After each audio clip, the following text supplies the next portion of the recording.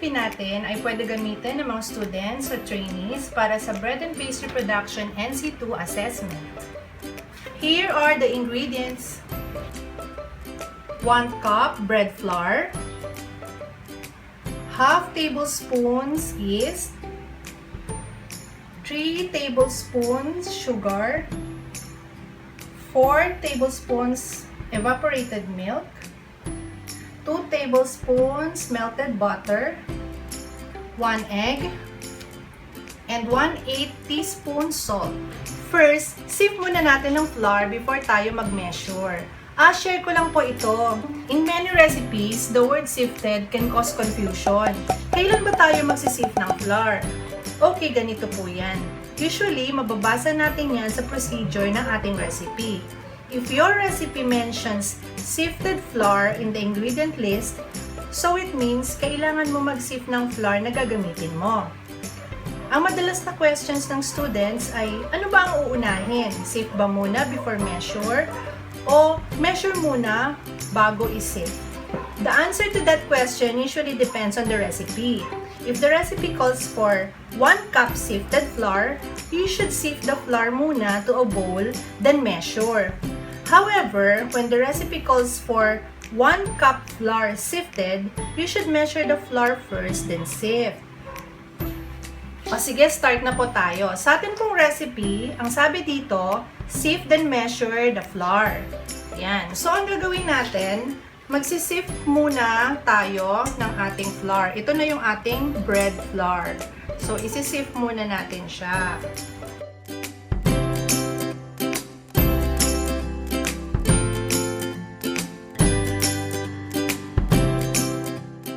Ayan. Kung meron halimbawang na-sieve na niya and then meron natirang buo doon, ganyanin nyo lang ng konti. Pero kapag may matigas kayo na kapa, huwag nyo isama.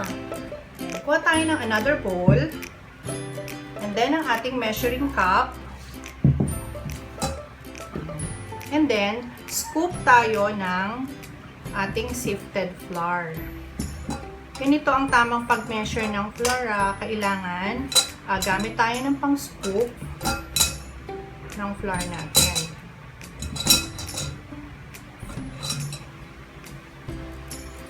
Hanggang mapuno siya. Kahit punong-punong ganyan. And then, kuha tayo ng spatula. I-level natin siya. So, ayan na. Ito na ang ating 1 cup sifted flour. Add na natin ang salt. And then, mix lang ng konti. Ito na ang ating dry ingredients. So, i-set aside lang muna natin siya sandali. Ang milk na gagamitin natin, kailangan lukewarm. So, scald muna natin siya sandali. Papakita ko sa inyo kung paano mag-scald ng milk. Okay, ayan. Ganito mag-scald ng milk. Konti lang kasi yung scald natin. Ayan, nakikita nyo ba? Ayan, ibig sabihin nito, scalded na siya. Kasi ayan meron ng mga bubbles sa side lang. Mix yeast and sugar.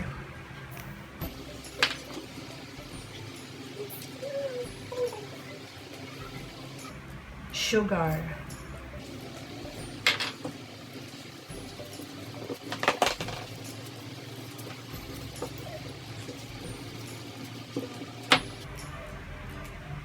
Add the lukewarm milk to yeast and sugar mixture.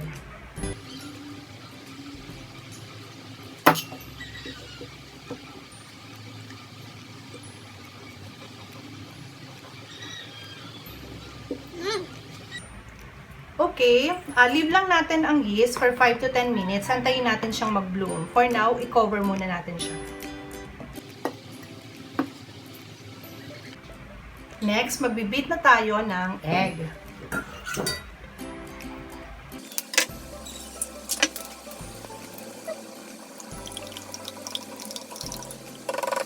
And then, add na natin ang ating melted butter.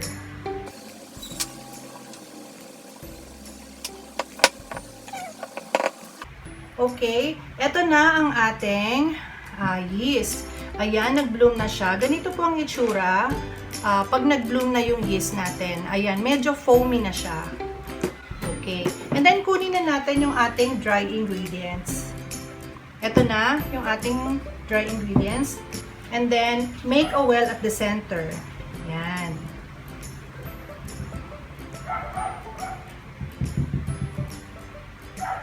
Ayun, ilagay na natin ang ating yeast.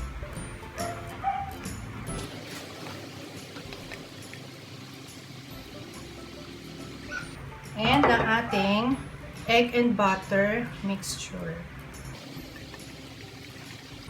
Ayan. So, mix lang natin sila.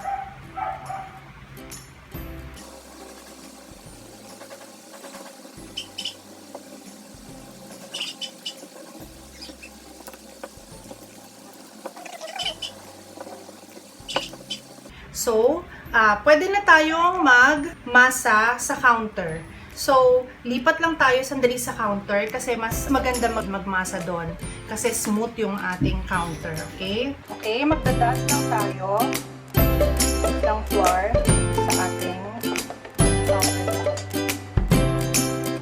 Okay. Lalagyan na natin ang ating dough. Siguraduhin natin malinis ang ating kamay, okay? Kasi ininid natin to by hand. Okay, kailangan i-dust din natin yung ating kamay. Ayan, meron din tayong flour sa kamay. Ininid lang natin siya. Gamit tayo ng dough scraper ha, para mas madali. Ayan. Ito ang gamit ng ating dough scraper. Okay, isa lang tayo.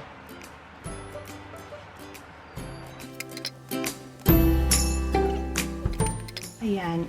Itong recipe na ginagawa natin ay pang-assessment lang. Kaya kung mapapansin ninyo, yung measurement natin ay konti lang.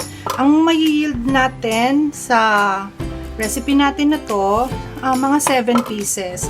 Enough na yon para sa assessment natin. Kasi sa assessment, hindi naman tayo magsasubmit kay assessor ng mga 20 pieces or 30 pieces eh. Konti lang. Basta ito, ang may-yield natin dito, mga 7 pieces. Huwag din masyadong lagay ng flour ha, kasi maninigas ang ating dough. Tatansyahin nyo lang.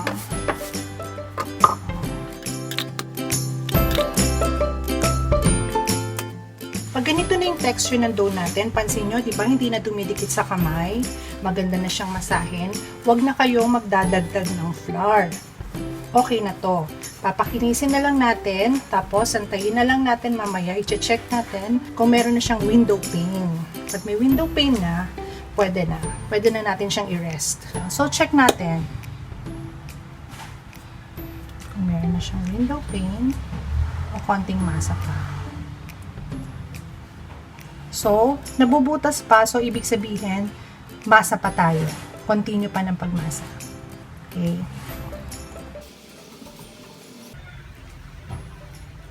Ganyan.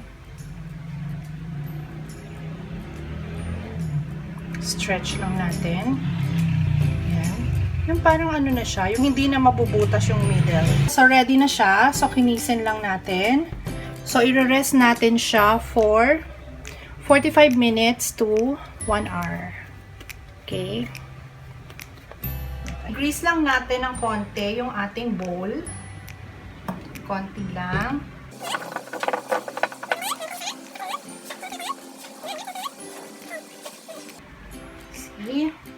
And then, hindi natin dyan.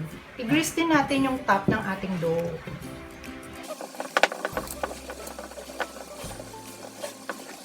So, mag-aantay tayo. I-cover lang muna natin siya ng towel. Okay? A few inches later.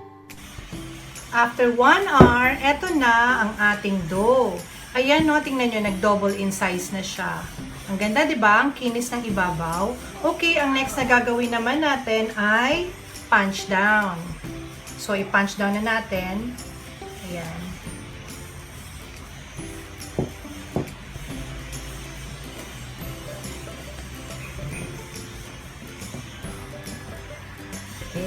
Okay, bakit natin siya kailangang i-punch down? Kaya natin na-punch down para maalis yung mga gas bubbles na na-form ng yeast during rising. And isa pa doon, para makapag-produce tayo ng mas finer texture ng ating dough or ng ating bread. Okay, gamit tayo ng mat. Yan.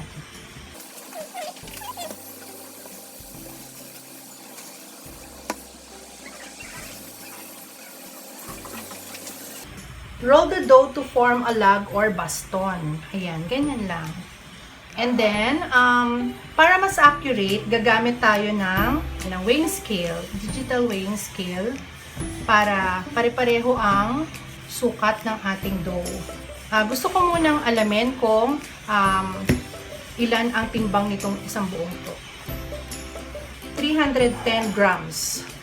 So, divide natin by 7. Okay, so bawat dough natin ay gawa tayo ng 44 grams.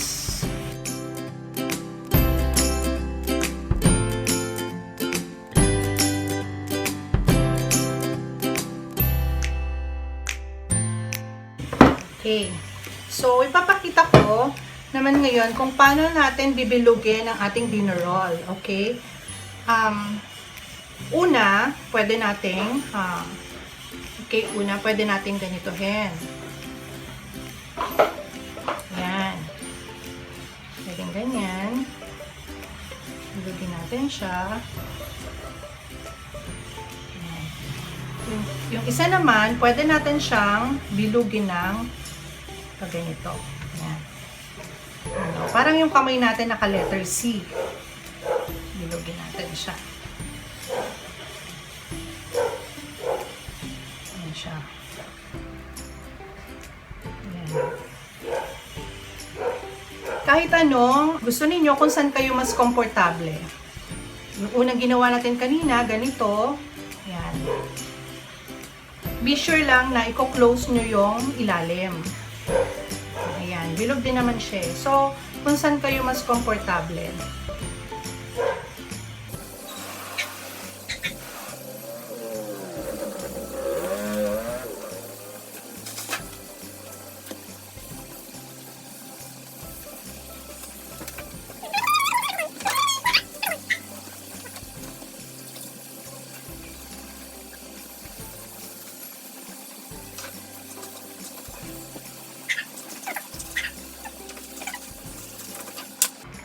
So, eto na yung ating lightly greased pan. Ilalagay na natin siya dito. Ating mga dinner rolls. Lagyan nyo ng distansya.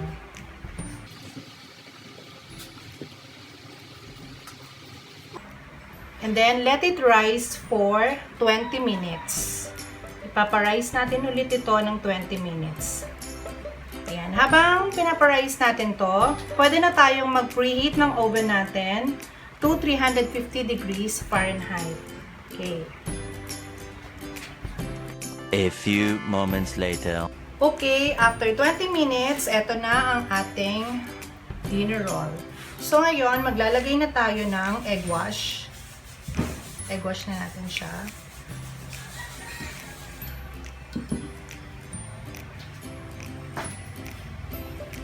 Huwag masyadong madami ha. Enough lang na huwag yung tumutulo-tulo.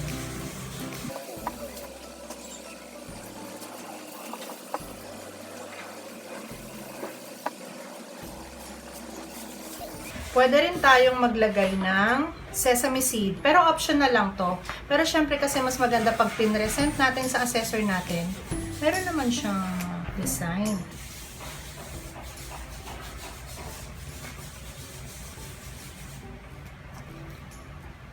Bake natin siya for 15 to 20 minutes or until light golden brown. Okay, pasok na natin siya sa oven.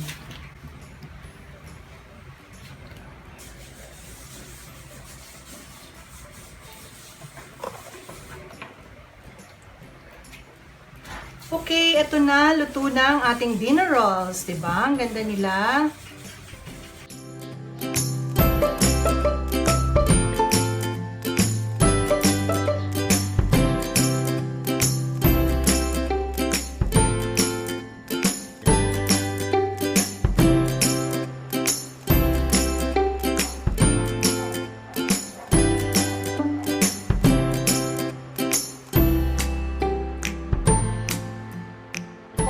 Don't forget to like and subscribe to our channel. You can also click the bell button so that you get notified whenever we post new videos. Thank you!